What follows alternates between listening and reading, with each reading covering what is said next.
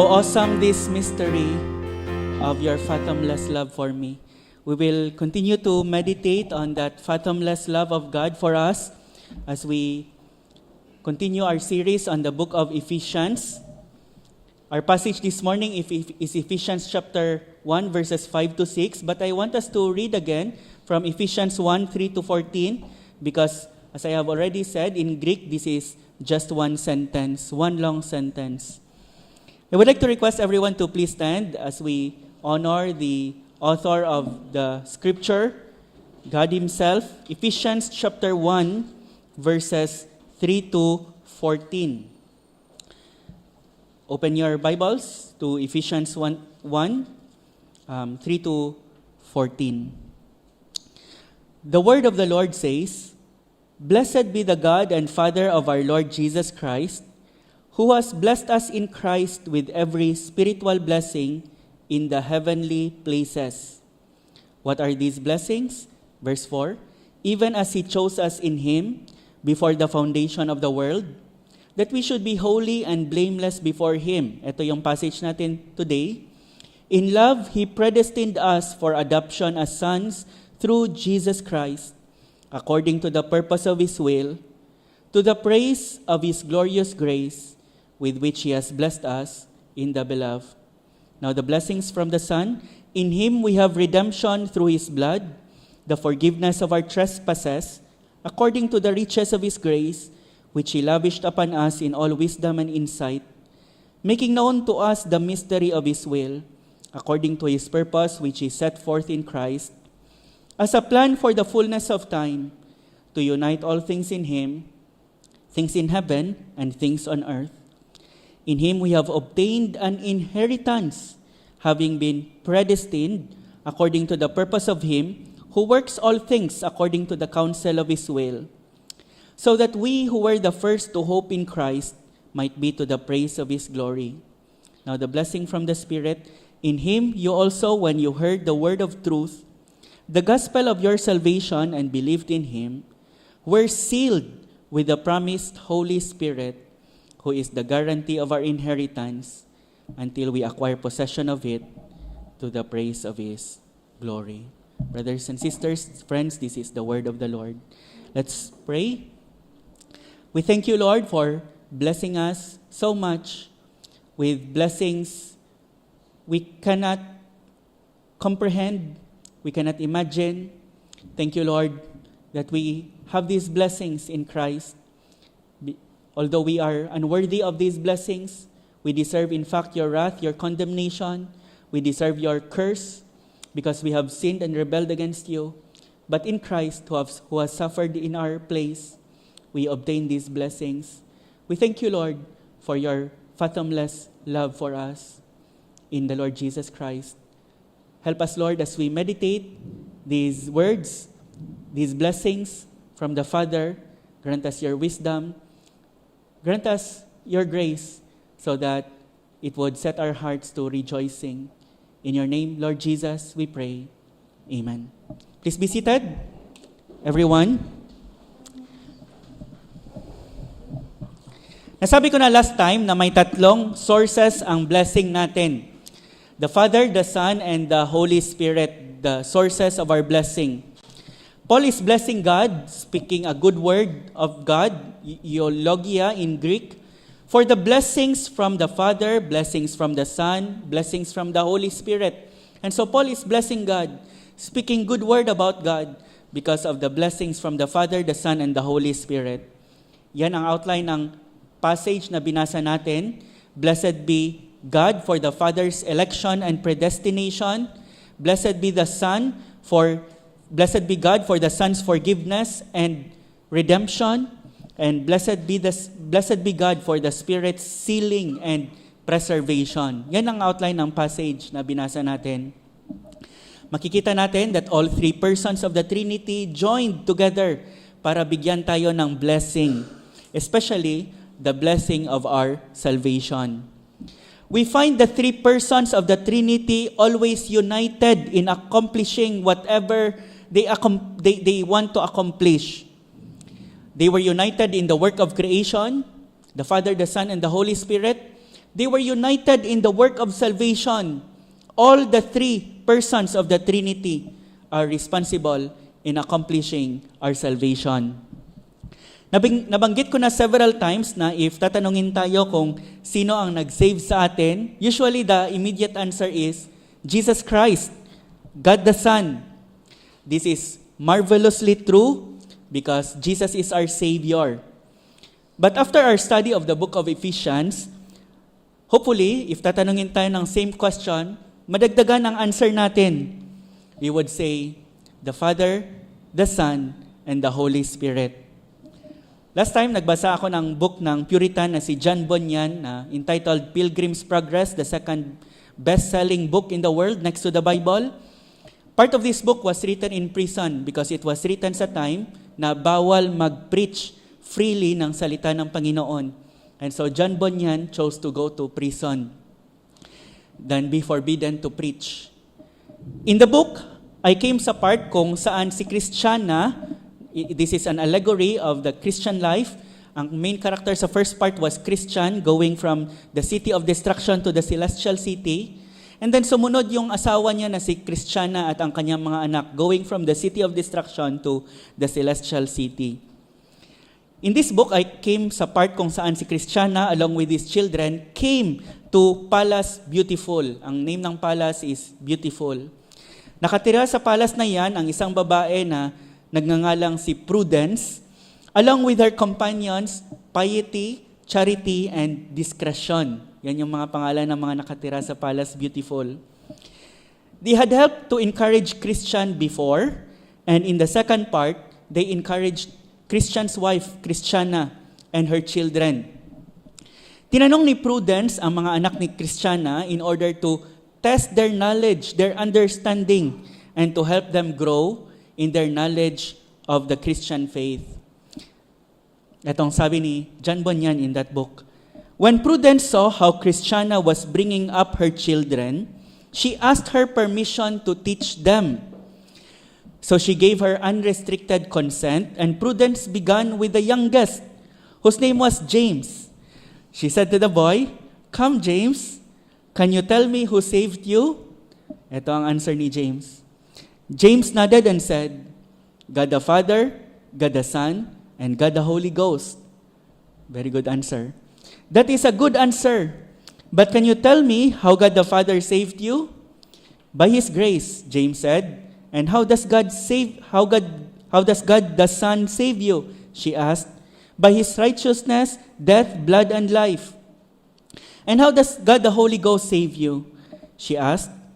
By His enlightening of understanding through knowledge, by His renewing, and by His preservation. Galing ni James. After this, Prudence said to Christiana, "You are to be commended for bringing up your children in this manner. After talking with James, I don't see the need to ask the rest of the children these questions, since the youngest can answer them so well." Yan yung sabi ni Prudence. That is a good example of how parents are to train their children since this is Father's Day. Ask them questions. Why do you need to be saved? Who saved you? From what do you need to be saved? Who alone can save you? And what did God do in order to save you? Ask them questions. May mga simplified catechisms that parents can use para sa kanilang mga children. Message me and I can send you one. It has 145 questions you can ask your children and it has answers. Isasend ko din sa GC natin. Sabi ni J.C. Ryle, "He that has trained his children for heaven rather than for earth, for God rather than for man, he is the parent who will be called wise at the last." Maraming mga parents, they would train their children para maging magaling, para maging mayaman one day. But that is not the parent that will be called wise at the last. The parent that will be called wise at the last is the parent that has trained his children for heaven, not for earth, for God, and not for man. Going back sa topic, ang answer ni James is a good answer. Last 2 weeks, nakita natin that one of the ways that the Father has saved us is by choosing us in Christ before the foundation of the world. That we should be what? that we should be holy and blameless before Him. This morning, let's look at the second way the Father has saved us and has blessed us. It started way back before we were born, before there were mountains and trees and clouds. Verse 4 says, before the foundation of the world, even in eternity past. This is what verses 3 to 5 says, 4 to 5 says, even as He chose us in Him before the foundation of the world, that we should be holy and blameless before Him. In love, He predestined us for adoption to Himself as sons through Jesus Christ, according to the purpose of His will. The second blessing from the Father is His predestining us for adoption to Himself as sons through Jesus Christ. Yan ang second blessing from the Father. We will focus on those this morning, verses 5 to 6. Verse 5 says, Christians were not just chosen by God before the foundation of the world. We, the saints in Christ, as verse 1 says, he addressed the Ephesian believers as saints. We were also predestined for adoption as His sons and daughters. Ang word na predestination is not a term we often hear, but it is a biblical term. What is predestination? As you can see, probably it is composed of two words, pre and destination. Predestination simply means God determined our destination or pre-planned our destination beforehand. It means God pre-planned a destiny with regards to His children. In the Bible, we find that the word predestination occurred several times. The Bible says, believers are predestined to adoption as sons, Ephesians 1:5. Believers are predestined to obtain an inheritance, verse 11 of the same chapter. And true believers are predestined to be conformed to the image of Christ, Romans chapter 8, verse 29. We will look at those verses shortly. But in all those verses, the word predestination occurred. Meaning to say, long before God's people came to existence, He has already pre-planned a destiny for them. He has already determined beforehand to adopt them as His children, and that they should obtain an inheritance, and that they will become conformed to the image of His Son, the Lord Jesus Christ. The Bible says, if you are a true believer of Christ, your destiny was planned by God not only before you get there, but even before you were born, your destiny had been pre-planned by God. It was God who initiated the adoption process. When you believed, you were diyan nagsimula ang adoption process? No.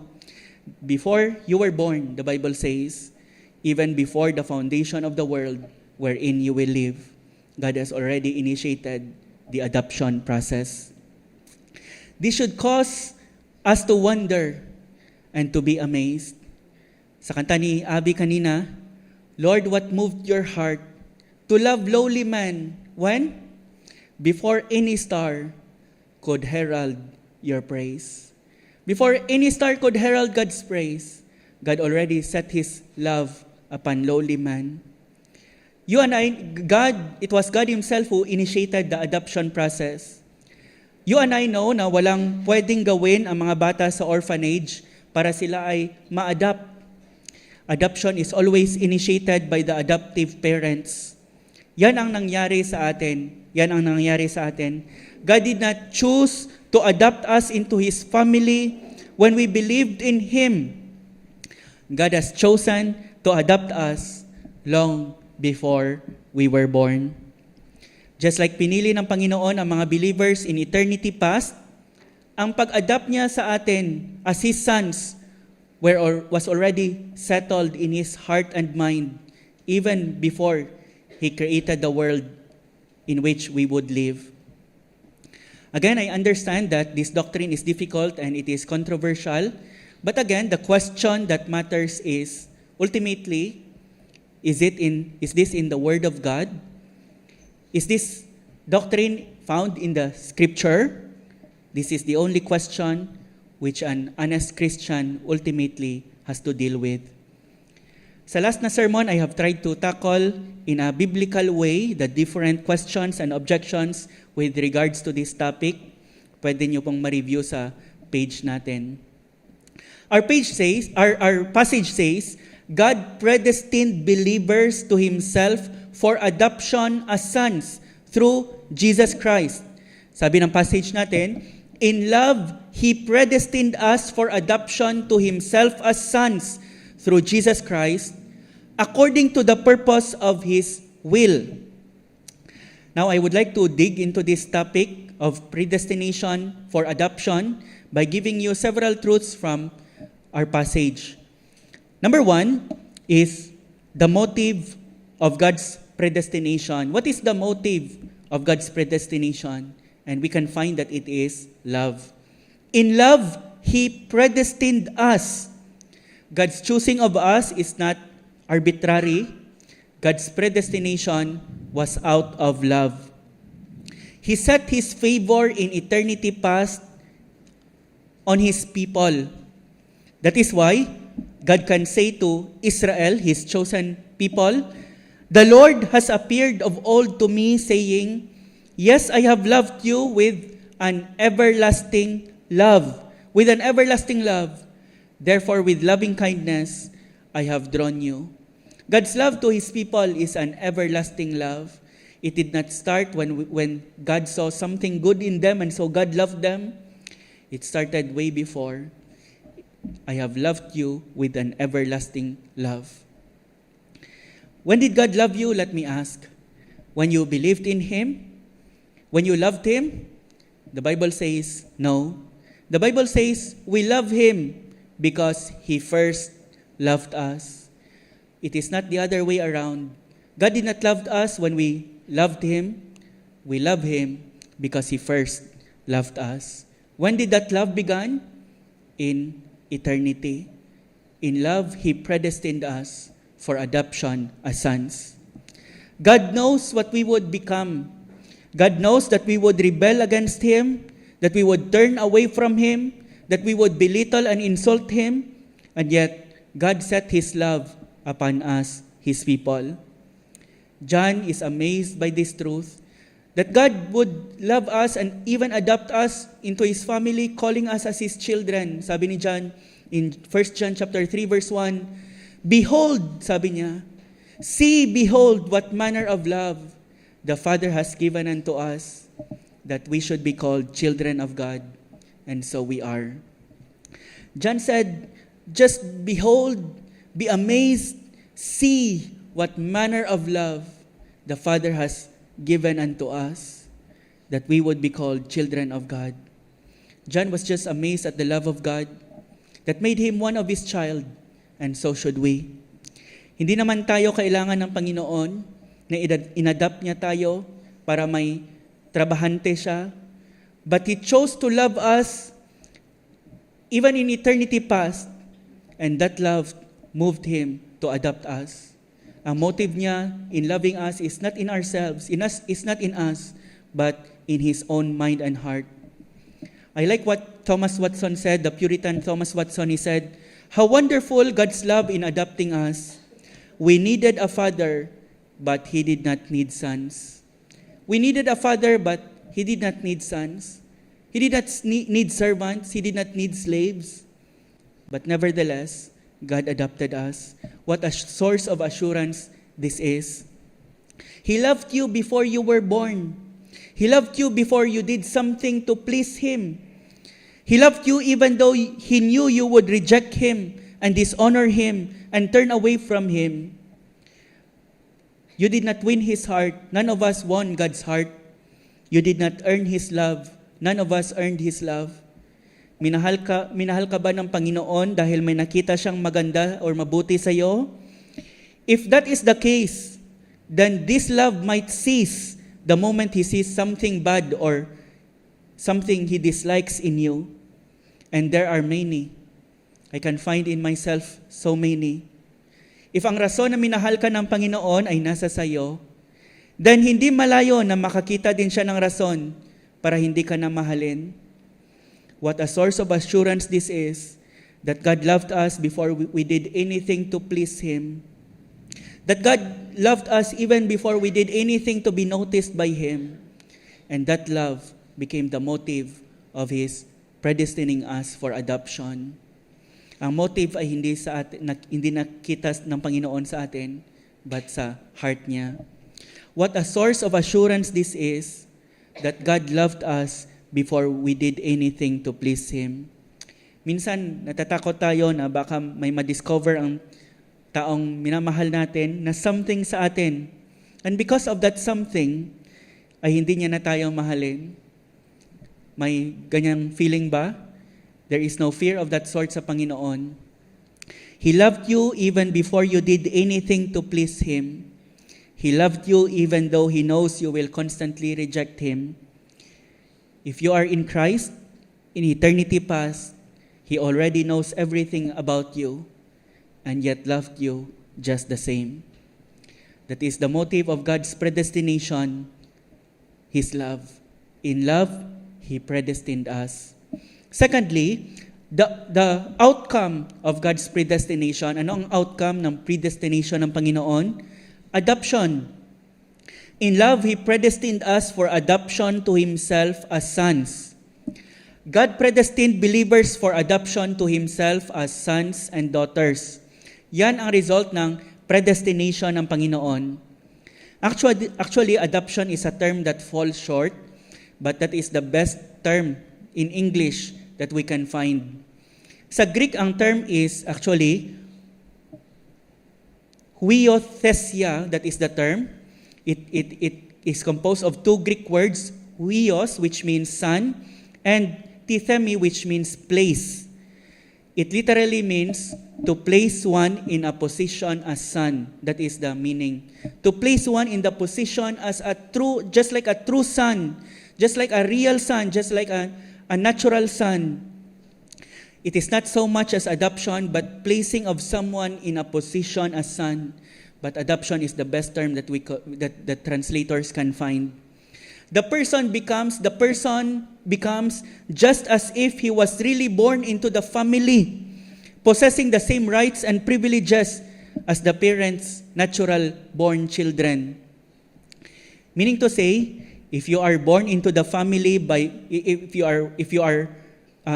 it is as if you are born into the family by blood. Once you are huiothesia, placed as a son or adopted by God. One commentator said, in Roman law, hindi common ang adoption sa mga Israelites, but in Roman law, when the adoption was complete, it was complete indeed. The person who had been adopted had all the rights of a legitimate son in his new family. In the eyes of the law, he was a new person. Alam yan ng bawat Ephesian believer because that is the time in which they live. Ang isa sa mga famous example was Julius Caesar's adoption of his great-nephew Octavian as his son and his legal heir. Nung namatay si Julius Caesar, si Octavius, he succeeded in his father's throne as the Emperor Caesar Augustus. Adoption in the Roman world means to formally and legally declare that someone who is not one's own child is from now on to be treated and cared for as one's own child. May isang story ako na nabasa ng isang mother who was once an adopted child of a family who loved her, and her story wonderfully illustrates that point. Sabi niya, I stayed with my parents for several days after the birth of our first child. One afternoon, I remarked to my mother that it was surprising our baby had dark hair, since both my husband and I are fair. She said, ang mother niya nagsabi sa kanya, well, your daddy has black hair. That is why black yung hair ng anak nila. Ito yung sabi niya sa mama niya, "But mama, that doesn't matter because I'm adopted."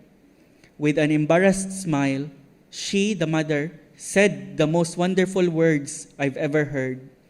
"I always forget." Sabi ng mama niya, "I always forget." Now, God doesn't forget, but in adopting us, God is treating us as if we are really His own sons and His own daughters. To appreciate what God did for us in adopting us, I want to give several biblical implications of God's adoption. I have listed 7, but I'm sure there are more. And the first is, God's adoption implies identity. Identity. Ang batang iniwan sa basurahan, wala man siyang parents, wala man siyang pangalan, wala man siyang apelyido, walang lahat, walang identity. Once he becomes adopted, all of that changes. All of that changes. That child now has a parent, he now has a name, he now has a family name, he now has an identity. The child now carries the identity of being member of the family. If dati ang identity mo is in sin, in this world, now that you have become adopted by God, your identity is in God. Brothers and sisters, in Christ, do not find your identity in this world. Find your identity in your loving Heavenly Father who adopted you as His own child. Secondly, God's adoption implies belongingness. Belongingness. Belong ka na ngayon sa family. You belong to a father, you belong to a family. You are no longer lost. You are not a stranger anymore. You belong to a family. How wonderful is that? Listen to this, Ephesians 2:19. "So then you are no longer strangers and aliens, but you are fellow citizens with the saints and members of the household of God." You are no longer strangers. You are now members of the family of God. How wonderful it is, after being alone and a stranger for as long as you can remember, when you come to God, you come to a family. You belong to the household of God. You have now returned home. Christian, you are not just called to salvation, you are called to belong to the family of God. Do not seek to belong to this world or to any ungodly relationship simply for the sake of wanting to belong, because you already belong to your loving Heavenly Father and into His family. The third implication for God's adoption is God's adoption implies intimacy.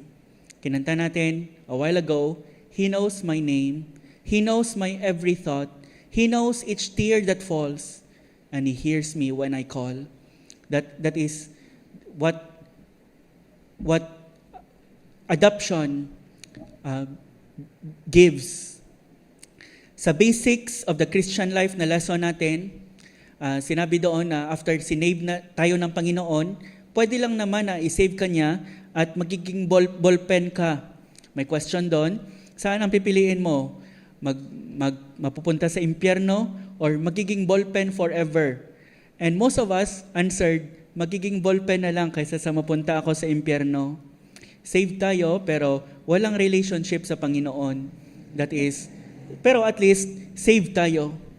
God would already have been so merciful and gracious in saving us if even after He saved us, He made us into ballpens forever. At least hindi na tayo mag-suffer in hell for all eternity. Pwede nga din isinave tayo ng Panginoon pero ginawa niya tayong mga alipin, slaves, servants. Okay na yan. At least sinave na tayo ng Panginoon. That's more than what rebels can ask for or hope for. But no, He made us into not ballpens or sons or daughters or slaves, but sons and daughters. He wants us to have a relationship with Him. He wants to be intimate with us. He loved us in eternity past, and He wants us to love Him in response to His love for us. He wants us to grow in our love for Him. Intimacy.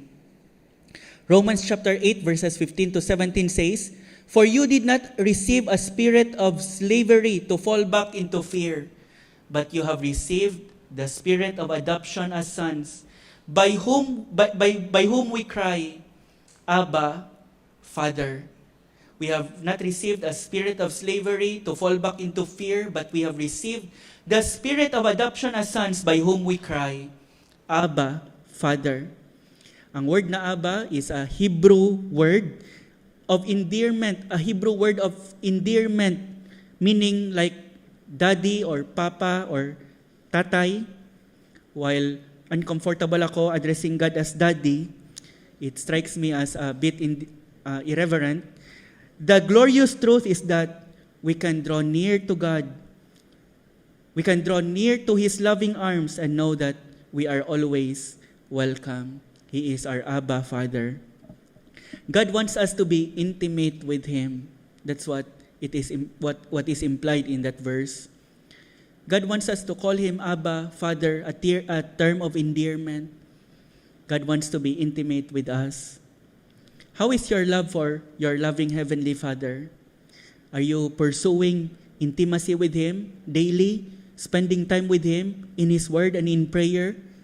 Because you know that intimacy takes time and effort. You need to invest time and effort to be intimate with a person. How is your pursuit of intimacy with God, with your loving Heavenly Father?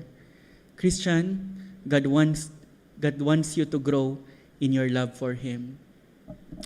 God's adoption implies identity, it implies belongingness, it implies intimacy. Fourthly, it implies inheritance. Being legally adopted or legally placed as a son or daughter sa family, you now have all the rights to the inheritance as if you were really born into the family. This is what verse 11 of the same chapter says. Down to verse 11 sa mga Bibles ninyo, the word predestined occurred once again. Ito yung sabi ng verse 11. In Him we have obtained an inheritance, having been predestined according to the purpose of Him who works all things according to the counsel of His will. Notice the tense of the word obtain. Past tense. It is so certain that the inspired writer, the Apostle Paul, speaks as if we have already received that inheritance. Sabi ng Bible, Romans chapter 8, verses 16 to 17, the Spirit Himself bears witness with our spirit that we are children of God.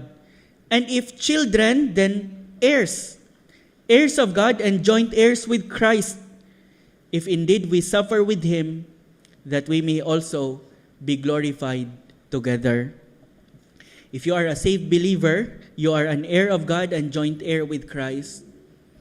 And if you are suffering, it doesn't mean God is displeased with you. It means that He is just treating you just like the Lord Jesus Christ, who also suffered. He is treating you as sons, that you may be joint heirs with the Lord Jesus Christ. But all of these implications would not mean much if all of these privileges we can lose if, for instance, we sin against God and we sin several times. But the fifth implication of God's adoption at the same time implies permanence. Adoption implies permanence. May mga legal documents, it is signed, it is notarized, it is sealed. Once adoption is accomplished, it is not the kind of thing which can be undone. An adopted child cannot be easily discarded. There is a formality and a finality to the relationship.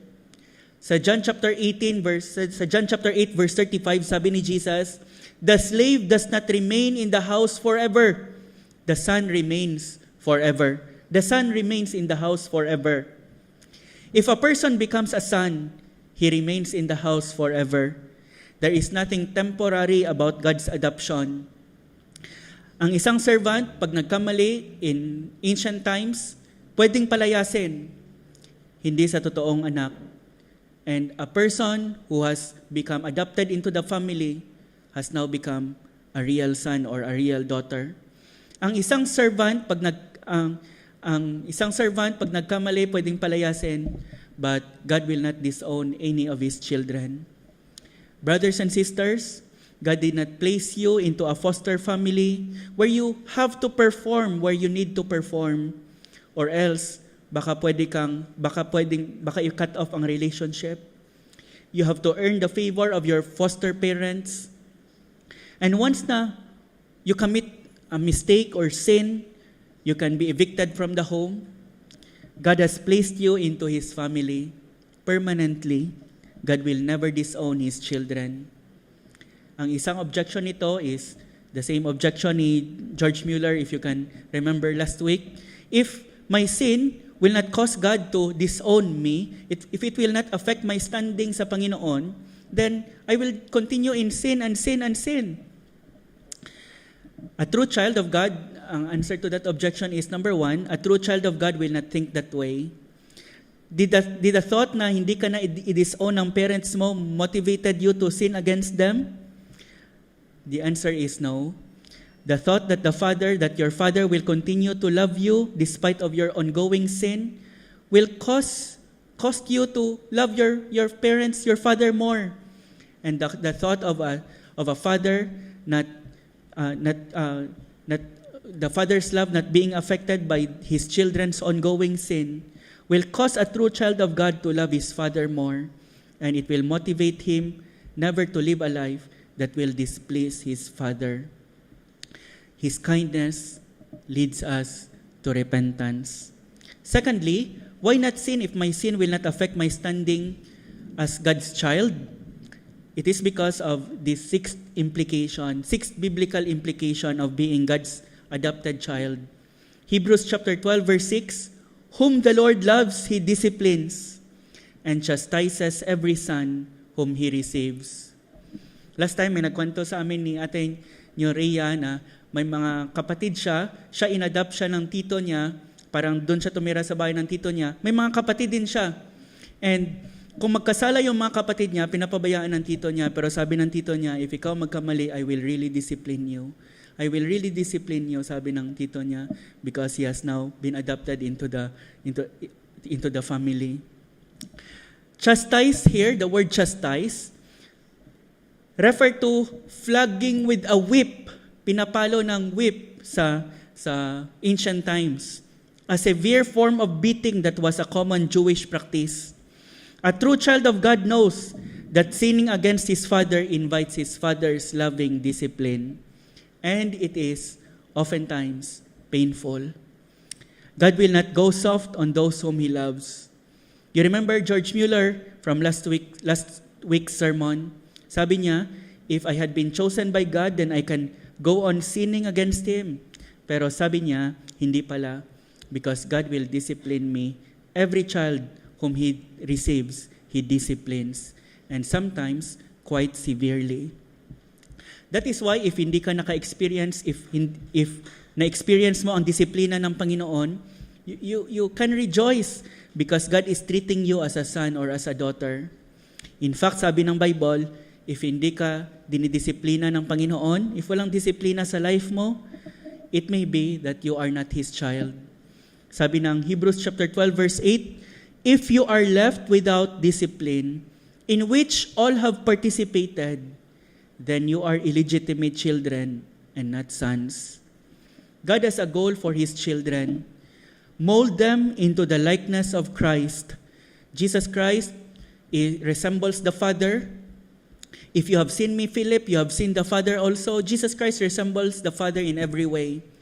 And if you are His child, adopted child, He will mold you into the image of His Son, so that like Father, like Son, you will resemble Him. You will display Him in your life. And one of the tools that God uses in molding His children is His loving discipline. Another passage where the word predestine occurs is Romans chapter 8, verse 29. For those whom He foreknew, He also predestined to be conformed to the image of His Son, in order that He might be the firstborn among many brothers. All the children of God in the end will be Christ-like. That is actually the seventh implication of being God's adopted child. The seventh implication is God's adoption implies transformation. God will mold you to resemble Him. The child will resemble his parents and the members of his family.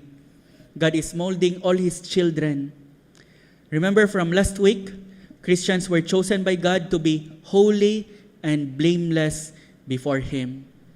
One of the marks that you were predestined to adoption by God as His child is transformation in your life. You want to know if you have been predestined by God as one of His child in eternity past? There is an evidence you can look for in your life: transformation. Not perfection, but transformation. You are now walking in a new direction. You are being conformed, slowly but surely for some, conformed to the image of His Son. Once you have no love for Christ, you have only love for sin and for this world. Once you did not care about the Word of God, once you did not care about sinning against Him, but now it grieves you, it moves you to tears. You read the Word of God with a desire to know Him, to love Him because He is your Father. There is a transformation in your life. Sin is no longer the pattern. Repentance and transformation is now the pattern of your life. The outcome of you are being conformed into the image of God, into the image of His Son. The outcome of God's predestination is adoption, and those are at least 7 biblical implications of God's adoption. The motive of God's predestination, His love. The outcome of God's predestination is being adopted into His family as sons or daughters. And thirdly, the ground of God's predestination, Christ. He predestined us for adoption to Himself as sons through Jesus Christ, according to the purpose of His will, to the praise of His glorious grace, with which He has blessed us, again, in the Beloved. Paulit-ulit ang point na ito, nasabi ko na ang phrase na in Christ occurs more than 15 times in the book of Ephesians.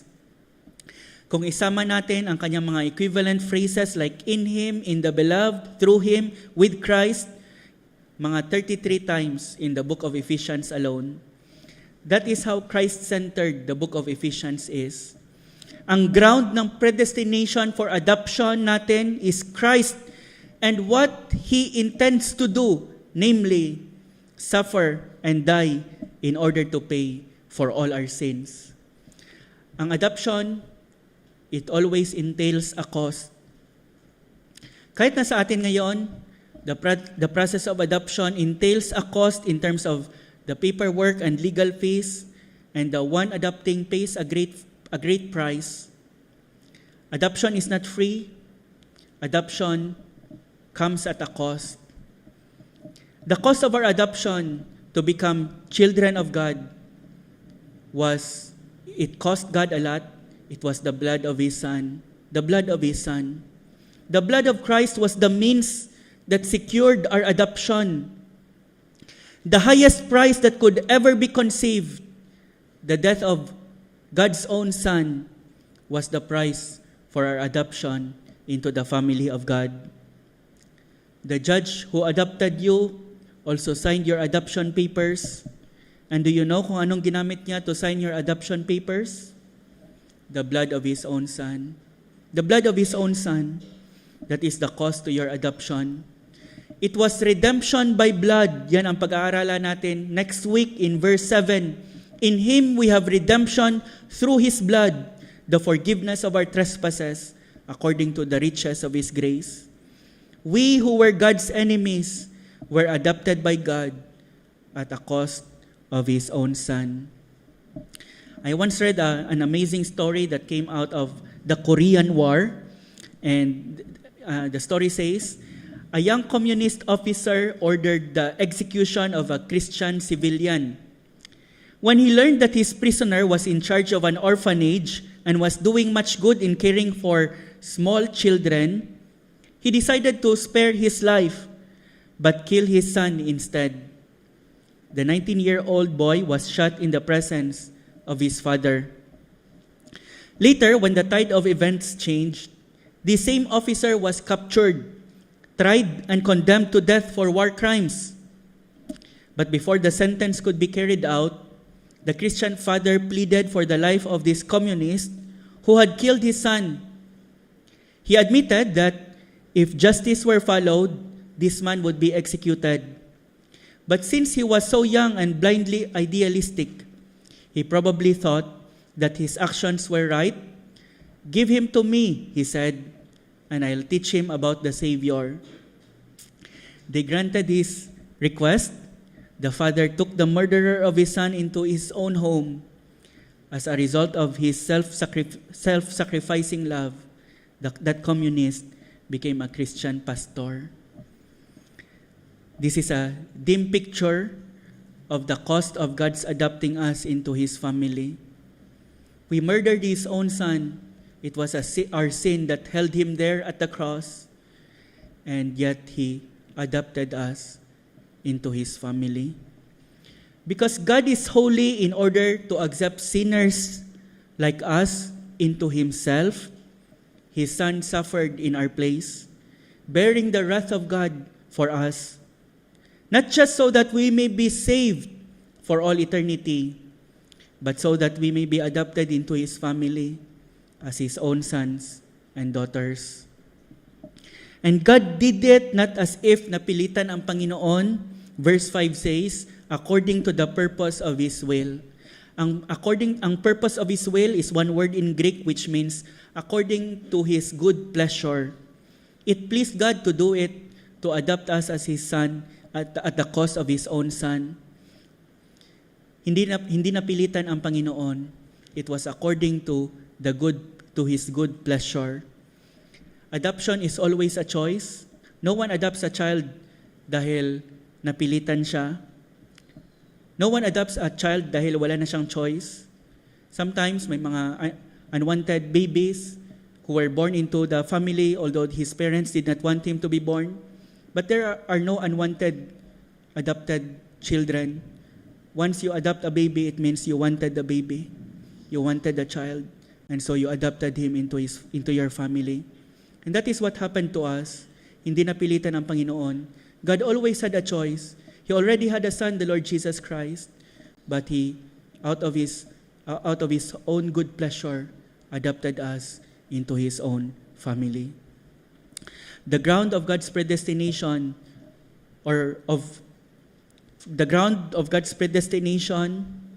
for our adoption is Christ, His own Son. And number 4, the goal of God's predestination is God's praise. To the praise, verse 6, to the praise of His glorious grace, with which He has blessed us in the beloved. Ang goal ng predestination ng Panginoon is once again God's praise. Specifically, the praise of His glorious grace. Anong ibig sabihin ng grace? Grace means undeserved favor to those who deserve the ill treatment of God, to those who deserve the opposite. Yan ang ibig sabihin ng grace. When we realize the undeserved favor of God in adopting us, there is only one response. Praise Him for His glorious grace. Kasi wala tayong inambag. He predestined us for adoption long before we were born. Long before we did anything good na manotice niya tayo. It happened before the foundation of the world. We did nothing to deserve His love and favor. And the right response is praise to the praise of His glorious grace. May isang article na sinulat ng isang babae na nag-volunteer sa isang orphanage at dinescribe niya ang plight ng mga handicapped children sa orphanage na kung saan siya nag-volunteer. Sabi niya, these handicapped children were hardly ever touched, cared for, or loved. These children were mostly neglected, left with squalid diapers, and no one to give them any attention. Because these orphan children have physical or mental handicaps, they are not sought after for adoption. Brothers and sisters, we were in far worse condition than the worst of these poor orphans when God adopted us. We were in far worse condition. We were not just handicapped, we were rebels against God. May isang magandang picture sa Old Testament. You remember Mephibosheth?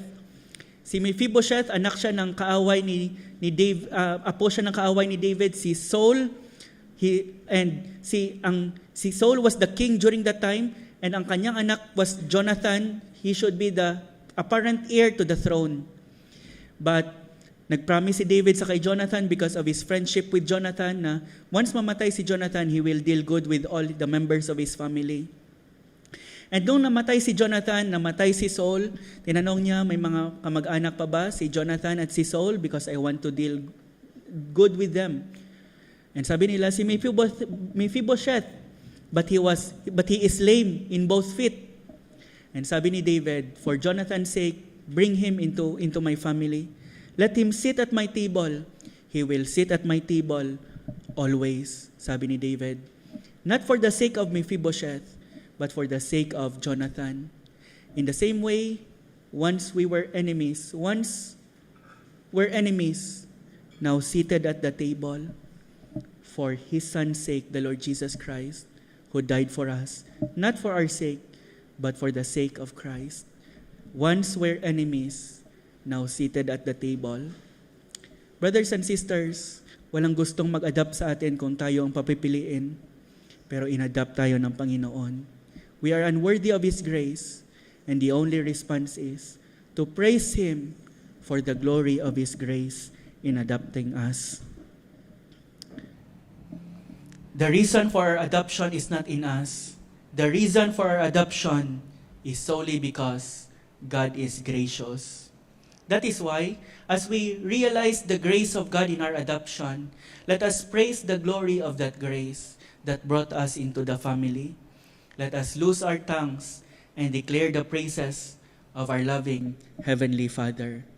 We should sing, ang kinanta kanina ni Abby, why would you adopt and take as your own those who had crushed your one precious Son?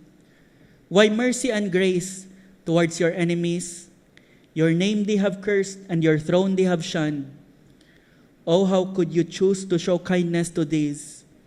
The ones who would mock you and hate you, the ones just like me. And napakaganda ng chorus. Lord, I can't comprehend this fathomless love. I'm gripped and amazed at what you have done. Why would the adored become the despised, to bear all the furious wrath that was mine? How awesome this mystery of your fathomless love for me. How awesome this mystery of your fathomless love for me. We should sing of that fathomless love, of the praises of our God who adopted us into His family. And we should live to the praise of His glory. Meron na tayong goal, may purpose na ang life natin. Once we had been living for sin and for ourselves and for the world, now we should live for the glory of God alone. As 1 Corinthians 10:31 says, we should do everything, even mundane things, such as eating and drinking, to the glory of the God who adopted us. Brothers and sisters, this is how the Father has blessed you. He has chosen you to be holy. He predestined you for adoption into His family. Hindi ko naman tiniming sa Father's Day, pero very timely ang message natin kasi Father's Day ngayon. And while we honor our earthly fathers, earthly husbands, we should honor more our loving Heavenly Father who has daughter-placed us into His own family. Ang mga good fathers natin, they are but dim reflection of the goodness of our Heavenly Father. Word to fathers, since Father's Day ngayon, fathers have the goal of God in raising your children. Have the goal of God in raising your children. Raise them in such a way that they may be saved and that they may be sanctified. More than anything else, disciple your children. They are your, they should be your, you should be their discipler. Fathers, disciple your children to love the Lord, to follow Him, to be faithful to Him. What would it profit a man what would it profit your child if he gains the whole world and lose his own soul? And so more than anything, disciple your children for the Lord and not for this world. He that has trained his children for heaven rather than for earth, for God rather than for man, he is the parent who will be called wise at the last. Constantly talk to your children about God, about Jesus, about the cross, about the way of salvation, about loving the Lord. Do that when you sit in your sala, when you walk outside the door, when you lie down in the sofa, and when you rise in the morning, when you drive on the way to school. Do that all the time. Yan yung sabi ng Bible. Maybe some of you who are here cannot really appreciate Father's Day because you have not experienced what it means to have a good father. My dear brother, my dear sister, it is my prayer that the truth of having God as your loving Heavenly Father will bring comfort to your soul. As I prepare this message, my website na nag-o-offer ng mga commentaries na kinoconsult ko many times, Precept Austin, it was made by Tony Garland, and I just found out that he grew up without a good father. Ito ang sabi niya in his testimony. My first father left when I was a year old. My stepfather would not even call me by my given name, but called me that boy to my mother. And now I read that the Almighty God has brought me into His family as His son. And I am absolutely overwhelmed at such grace and kindness. I pray you are having a similar response, and it works itself out in loving obedience to the praise of the glory of His amazing grace. Amen. That is what he said. Whatever you lack, your loving Heavenly Father will far more than compensate and make up. Nung umuwi kami last time ni Rhea, may kinausap ako na isang bata na close sa amin. Wala siyang tatay and he is kind of in a rebellious state. Hindi pumapasok sa klase oftentimes, partly dahil din probably sa absence ng kanyang father. And sabi ko sa kanya, boy, maraming mga kulang sa buhay natin, pero marami namang biyaya ang ating Panginoon. And one of them is being adopted sa kanyang family. Brother or sister, may your relationship to our God be more closer, more sweet, as you experience His love, and probably find in Him the best father you never had. Not everyone are God's children, and probably the question for some is, how do I become God's child? If that is your question, that is a very good question. And that is answered by the Bible. John chapter 1, verse 12. But as many as received Him, the Him there refers to Jesus Christ, to them and to them alone, He gave the right to become children of God, to those who believe in His name. Receive Him. Believe in His name, in Jesus Christ. Receive Him in your life. Receive Him as what? Not as an accessory, not as an added accessory sa life mo, but receive Him as your Savior, one who died for you. Receive Him as your Lord, one who wants to rule your life for your good. And receive Him as your ultimate treasure, the greatest and the best person in all the universe has given Himself for you. Receive Him. Believe in Him. Not mentally, because probably everyone in Gentry believes in Jesus Christ, but believe in Him in your heart as your only hope for salvation. Embrace Him, believe in Him as your Savior, Lord, and treasure. Not in the mind, not just in the mind, but in the heart. But as many as received Him, this is the promise, to them He gave the right to become children of God, to those who believe in His name. Repent of your sins and turn to God. Receive Him, believe in Him. Ang verse na ito nagsasabi na hindi lahat anak ng Panginoon.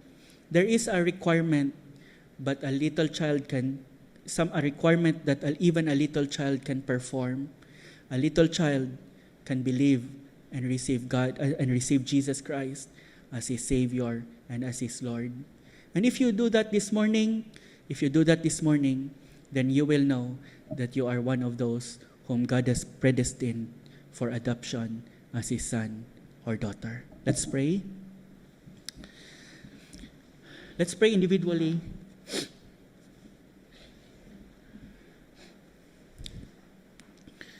In response to what we have heard.